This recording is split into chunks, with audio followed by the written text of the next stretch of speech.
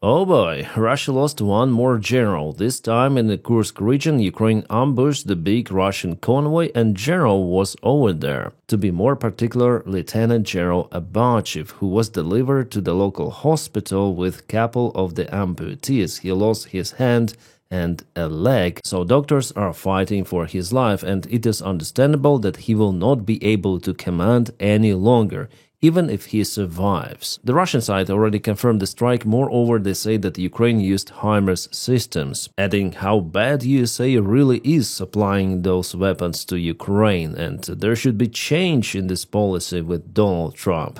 Yeah, once again, HIMARS shows its effectiveness against Russian generals, and Russian generals are not capable to secure even themselves. The guy was the deputy commander of the Russian group Norse, which operates in Kursk, Bryansk, and Belgorod regions, plus they attack Ukraine in Kharkiv and Sumy. Well, according to the latest information, general was delivered to Moscow. He is still in critical state. Now, guys, those fake deals between Russia, United States, Russia, Ukraine, and European allies whatsoever, this is still somehow the top news, but in fact it doesn't mean anything. Like, it doesn't matter what they negotiated with Putin. And Vitkov again, he oh my god, he tells in interview about those negotiations as the breakthrough, and his comments are so stupid that it shows that he doesn't know anything about Russia, Ukraine. He's just delusional, incompetent person, as well as Donny, by the way. So now they tell that Ukraine should give up its territories to Russia basically for nothing. And the most funny thing here is that Vitkov said that Russia will write into its constitution that it will not attack European countries any longer. Oh god, Russia may write anything into its constitution. It doesn't mean anything. For long 26 years already, Putin is using Russian constitution just as the toilet paper, nothing more. The simple fact that he stays in power for such a long time simply cancels what is written in the Russian constitution. So it's exactly what happened before the Second World War. They say about some sort of the papers, Russia should write the paper and everything will be settled, you know. Guys, White House is really incompetent. They laid off lots of the professionals, really, from the Secret Service as well, from intelligence, and they're buffoons. They don't know how to deal with Putin. They don't know how to deal with this Ukrainian-Russian topic any longer. And what they use to judge the situation? Some rumors, some fake information, emotions. Because we understand that Donald Trump, he doesn't like Zelensky personally, and he reflects everything of that to Ukraine. And we all say that they blame Ukraine, like it depends on Ukraine, depends on Zelensky, they should do something, they should stop the war. But Ukraine, first of all, didn't start this war. Russia attacked Ukraine. It's like, what? So Russia should withdraw its forces from Ukraine. It's the simple logic of any sort of the sane person. 5-year-old kid may have cognitive abilities to find the logic here, but they? No. And then Vitkov today was asked about concessions which Russia should make for the deal. Like we see Ukraine, you push Ukraine for concessions. What's about Russia? What they should give up for the peace deal? Well, he says that Russia promised not to occupy entire Ukrainian territory. What? People from United States, majority of your population voted for those idiots, and they are ruining everything. Not just Ukraine, no, they are making the third world war, which I think has already been started in Ukraine, but they are making it more global. It's the prelude of the big conflict could be spread around the world in many of the locations, including Taiwan, European countries, Baltics, yeah. It all could happen very fast. And inactions to push dictators, to punish aggressors, they encourage them to act in the same way or even escalate. And yeah, Russia already tried to occupy all of the Ukraine. It didn't work. So then Vitkov say that Russia will not occupy entire Ukraine. They promise for it. Russia can't.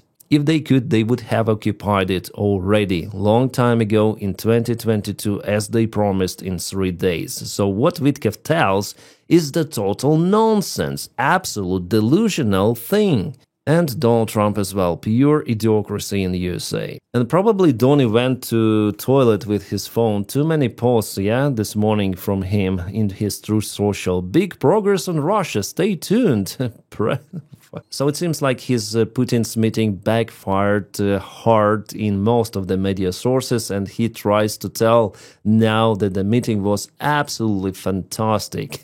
But no, it's not, and he calls like fake news. They all tell about my bad meeting, but it was good, it was great. And what's this tweet from today, actually? Bella.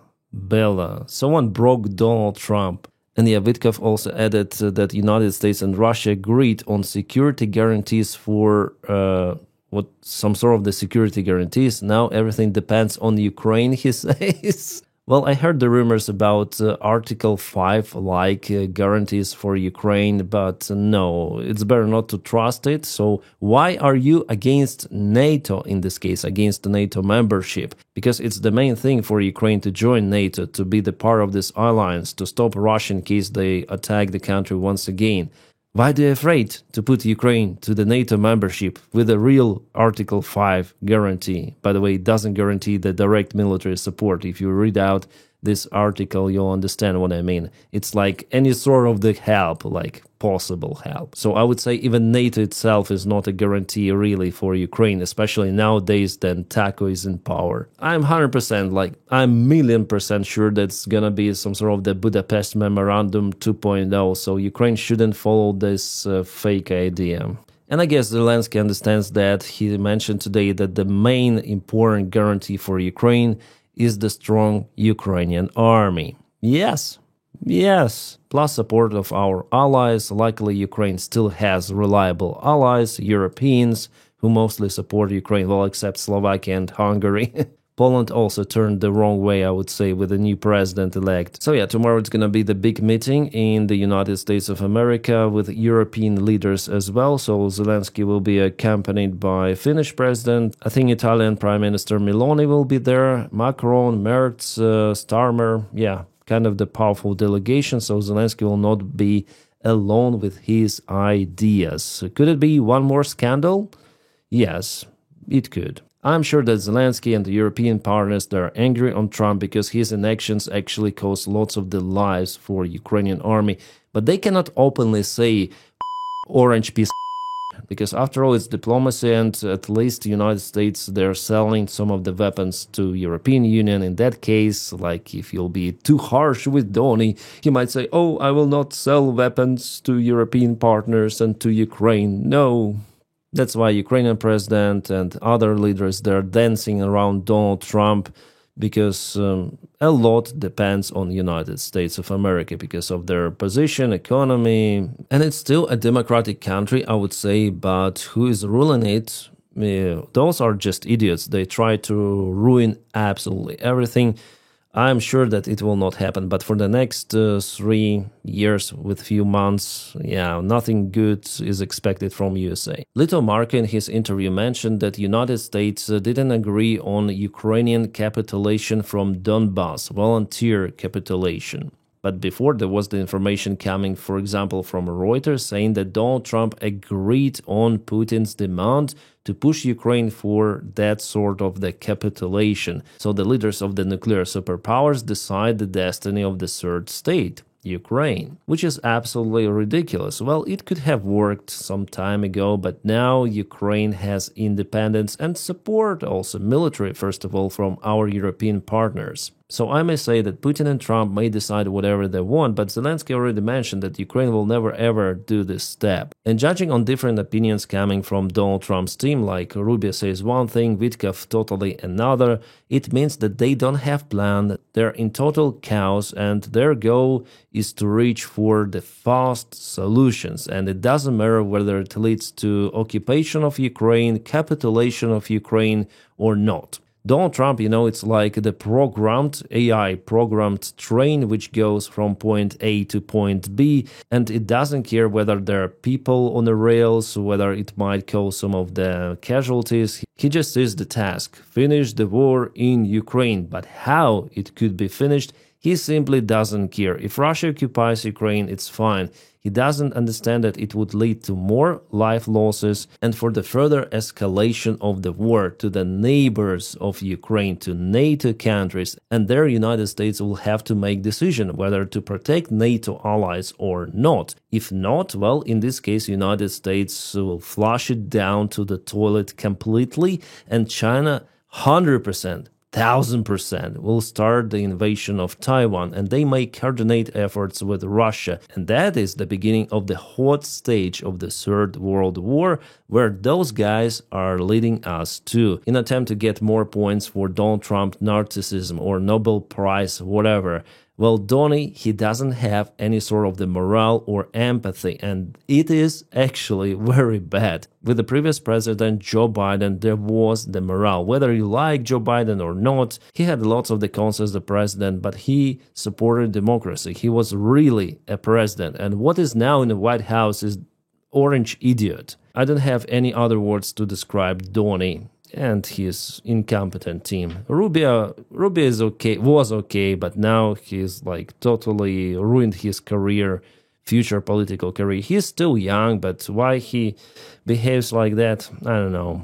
And yeah, Financial Times, Reuters, Politico, they all say that Trump supports Putin's ideas, and Russia actually demanded to surrender Donetsk Oblast at least, and they're gonna announce ceasefire in Kherson and Zaporizhia, but still Russia put entire oblasts of Zaporizhia and Kherson into their constitution. So from their point of view, Ukraine occupies those territories, and do you really think that the war could be ended here? Plus, Russia demands to introduce Russian language as one of the main ones in Ukraine. Well, it means the death of Ukrainian language, as we witness in Belarus, the death of the Belarus language.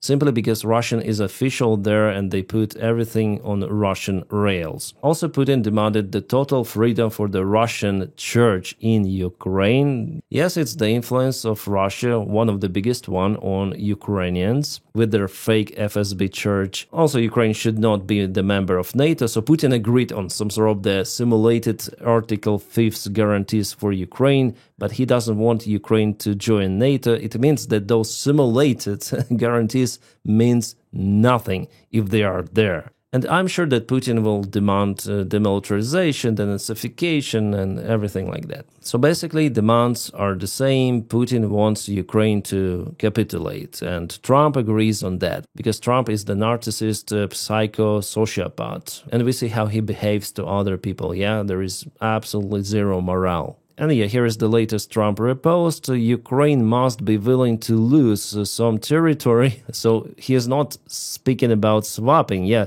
lose already some territory to Russia. Otherwise, the longer the war goes on, they will keep losing even more land. So give weapons and Ukraine will not lose more land, and Russia will be stopped if you give enough support. I guarantee that it will be like that. And yeah, I heard this opinion that, oh, Ukraine is losing Donbass. In any case, Ukraine should give it up to Russia and Russia will stop the war. No, Russia will not stop the war. And this is the most protected area. From all of the freaking eastern territories, this is the most important one for military security of Ukraine. If Ukraine gives it up without guarantees, like in any case, if Ukraine gives it up, even with guarantees, Russia will continue. They'll have the chance to advance way faster than they were for many years, advancing in Donbass with heavy casualties. Here are no defense lines, just few of the settlements, good roads from Pavlograd to Dnipro, for example, or here to Kharkiv. So Russia may advance from Belgorod and from the south here, from Donbass to Kharkiv, occupying the city. They may go to Dnipro. They may start their operation in Zaporizhia because, yeah, there are defense lines, but the Ukrainian army will be busy elsewhere. So it means the occupation of this entire, at least entire side of Ukraine could be down to Kiev. And the goal actually of Russia is to create a bridgehead in Kherson at least and Zaporizhia to cross the Dnipro River. And with those bridgeheads, they may threaten Kiev, they may threaten Moldova and other allies. Because for now, they're incapable to attack, for example, Moldova. But here, with this bridgehead, especially in Odessa, if they advance there here, is the threat for Romanian bases, American bases in Romania as well. And Trump wants to make it happen. He wants to help Putin. Maybe he doesn't understand that he's helping Putin. Maybe he understands. It doesn't really matter. But the idea of Trump is to cause Ukraine to surrender to Putin. And in this case, Ukraine has high chances to fall down into Putin's hands, because giving up Ukrainian territories voluntarily will create so much internal conflict that there's going to be the third Maidan in Kiev, obviously. People already showed recently that they are the power in Ukraine. Remember how they went on protests against limitations on Anti-Corruption Bureau, and this is the major thing. And I would say that Ukrainian soldiers may go to Kiev and protest in their way. That's why I don't think that Zelensky will ever agree with this proposal, because it will be a betrayal of Ukraine and he will be turned into the enemy of Ukraine. Not the president, but the enemy. That's why he'll never do it, at least. Even if we speak about self-survival, of individual. But I'm sure that Zelensky understands everything of that, and this is the tweet which was posted by MAGA influencer Lauren Botero. Ukraine must be willing to lose some territory to Russia. But Trump agrees with that. Here's the new report about the Russian economy. So this year, they already got $343 billion or euros for the gas sales. So I wouldn't say that there is decline in the Russian oil selling. Yes, this year is not over yet. It's the summertime. That's why it will be close to $600 billion even this year. And the main buyers of the Russian oil are India and China. And as we see, Donald Trump hesitates to put extra sanctions on those third countries that continue to purchase oil. Trump applied 25% extra tariffs on India, but it doesn't mean anything. Like, it's not even connected to Ukraine. It's because United States, they want to sell their oil to India. That's the only thing. By the way, Russia agreed to open the doors for Exxon Company, oil company of the United States of America, to start a project in Sakhalin-1. So Putin agrees for Exxon to invest in Russian oil production. So what kind of the sanctions should we expect in this case? Absolutely no sanctions on Russia. Russia is not even under tariffs. Ukraine is under tariffs. 10% were applied, but Russia, 0 tariffs. And Trump says that we are negotiating with Russia. That's why they're not under tariffs. But why Ukraine, in this case, is under tariffs? Is Ukraine not a site of negotiations? Well, for Donald Trump, it seems like not. Minus one more Russian oil refinery. Happens. Almost every day Russia loses refinery. Ukrainian sanctions applied on Russian oil fuel sector are really visible, and they act immediately. And this is funny. No bribes. No bribes. Just vodka. This is Brian Glenn, a husband of Major Tellery Green, or how to call that creature. Well, this individual, remember he told about the suit to Zelensky during the Oval meeting. The first Oval meeting. Tomorrow it's gonna be the second one. Well, Russians were so grateful that he tried to mock Zelensky that they gave him the bottle of vodka. And you see how happy, he was waiting for this present his entire life. And you know, in the Soviet culture and the Russian one, the bottle means bribe. He said, it's not a bribe, it's vodka, but in fact it's bribe. Okay, we'll do it for bottle. It's the usual meaning for Soviets or for Russians. I know it myself because I used to live in an ex-Soviet country. I thought that they were working for money, but no, they were working for Russian vodka. Alright, I have some breaking news, but I still need to confirm those. It seems like Donald Trump refused to meet with this big format, European leaders Zelensky and him. So he will meet just with Zelensky. Personal meeting, 2 people. That's what we expected between Putin and Trump, but it happened differently. Well, we'll see. After all, those leaders, they're coming to the United States of America, and all of them support Ukraine. So yes, there are gonna be some interesting news coming tomorrow, and now please don't forget, guys, to check out my videos. Like, for example, this one I filmed about the front line updates. I do it regularly. So there was the Russian attack from the Kupiansk direction, many of the armored vehicles Russia used, even tank, and all of them were kaputted. Plus, the update on Pokrovsk situation where Russian army, with their failed offensive, was partially encircled. And also please support me on Patreon. The link for my Patreon page is in the video description right below. Thank you so much, guys, for supporting my motivation to film more and more interesting content for you. I wish you all a peaceful sky wherever you are, and have a great time.